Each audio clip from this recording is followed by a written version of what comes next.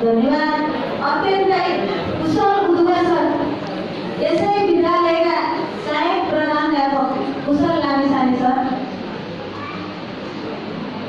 यस कार्यक्रममा यस विधायक तथा पालिका त्रैमासिक बुलेटिनका सभाध्यक्ष प्रमुख अतिथि यसै विद्यालयका व्यवस्थापक समितिका अध्यक्ष आदरणीय दाजु दीपक थापाज्यू, शिक्षक अभिभावक सङ्घका अध्यक्ष यसै विद्यालयका शिक्षक आदरणीय सर केशवनाथ कार्लेज्यू, विद्यालय व्यवस्थापन समितिका पदाधिकारीज्यूहरू, सहायक प्रधानाध्यापक वासुदेव अधिकारी सर, लक्ष्मीकान्त अधिकारी सर, कुशल लामिछाने सर, त्यसै गरी शिक्षक अभिभावक सङ्घका पदाधिकारीज्यूहरू, आत्मीय शिक्षक साथीहरू, प्यारा विद्यार्थी बाबु नानीहरू, सबैमा मेरो दिवाकालीन नमस्कार।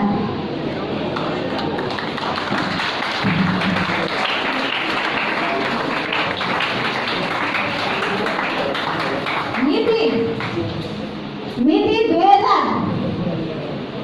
2069 2 महिना 1 गतेदेखि विक्रम सम्वत 2082 साल 12 महिना 17 गतेसम्म यस विद्यालयको 2081 साल 12 महिना 17 गते करिब 13 वर्ष जति यस विद्यालयमा शिक्षा कार्य गर्ने मौका दिनुभयो।